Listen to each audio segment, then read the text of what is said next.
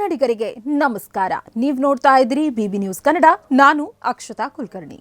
ಶಿಡ್ಲಘಟ್ಟ ವಿಧಾನಸಭಾ ಕ್ಷೇತ್ರದ 2023ರ ಚುನಾವಣೆಯ ಕಾಂಗ್ರೆಸ್ ಅಭ್ಯರ್ಥಿ ರಾಜೀವ್ ಗೌಡ ಅವರು ಈಗ ಪಕ್ಷದ ಒಳಗೂ ಮತ್ತು ಹೊರಗೂ ತೀವ್ರ ಸಂಕಷ್ಟಕ್ಕೆ ಸಿಲುಕಿದ್ದಾರೆ.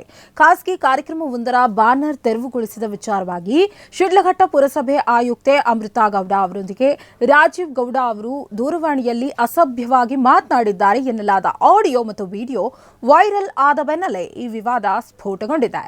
ಮಹಿಳಾ ಅಧಿಕಾರಿಯ ವಿರುದ್ಧ ಅವಹೇಳನಕಾರಿ ಪದ ಬಳಕೆ ಮಾಡಿದ್ದು ಮತ್ತು ಬೆದರಿಕೆ ಹಾಕಿರುವ ಆರೋಪವು ಸಾರ್ವಜನಿಕ ವಲಯದಲ್ಲೂ ತೀವ್ರ ಆಕ್ರೋಶಕ್ಕೆ ಕಾರಣವಾಗಿದೆ. ಈ ಘಟನೆಯನ್ನ ಅತ್ಯಂತ ಗಂಭೀರವಾಗಿ ಪರಿಗಣಿಸಿರುವ ಕರ್ನಾಟಕ ಪ್ರದೇಶ ಕಾಂಗ್ರೆಸ್ ಸಮಿತಿಯು ರಾಜೀವ್ ಗೌಡ ಅವರಿಗೆ ಶೋಕಾಸ್ ನೋಟಿಸ್ ಜಾರಿ ಮಾಡಿದೆ. ಕೆಪಿಸಿಸಿ ಕಾರ್ಯಾಧ್ಯಕ್ಷ ಜಿಸಿ ಚಂದ್ರಶೇಖರ್ ಅವರು ಈ ನೋಟಿಸ್ ನೀಡಿದ್ದು, ರಾಜೀವ್ ಗೌಡ ಅವರ ನಡವಳಿಕೆಯು ಪಕ್ಷದ ಘನತೆಗೆ ಚ್ಯುತಿ ತಂದಿದೆ ಮತ್ತು ಶಿಸ್ತಿನ ಉಲ್ಲಂಘನೆಯಾಗಿದೆ ಎಂದು ಸ್ಪಷ್ಟಪಡಿಸಿದ್ದಾರೆ. ಮುಂದಿನ 7 ದಿನಗಳ ಒಳಗಾಗಿ ಲಿಖಿತ ವಿವರಣೆ ನೀಡುವಂತೆ ಅವರಿಗೆ ಸೂಚಿಸಲಾಗಿದ್ದು, ಸಮಂಜಸವಾದ ಉತ್ತರ ಬಾರದಿದ್ದಲ್ಲಿ ಶಿಸ್ತು ಸಮಿತಿಯು ಕಠಿಣ ಕ್ರಮ ಕೈಗೊಳ್ಳುವುದಾಗಿ ಎಚ್ಚರಿಸಿದೆ.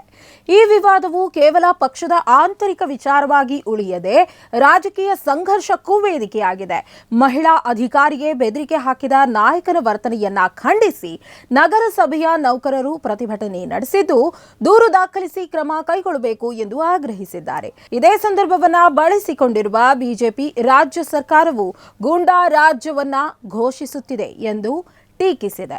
ಬಿಜೆಪಿ ರಾಜ್ಯಾಧ್ಯಕ್ಷ ಬಿವೈ ವಿಜೇಂದ್ರ ಅವರು ಪ್ರತಿಕ್ರಿಯಿಸಿ, ಮಹಿಳಾ ಅಧಿಕಾರಿಯ ಜೊತೆಗಿನ ಇಂತಹ ವರ್ತನೆಯು ಅಕ್ಷಮ್ಯ ಅಪರಾಧ ಎಂದು ಕಿಡಿಕಾರಿದ್ದಾರೆ.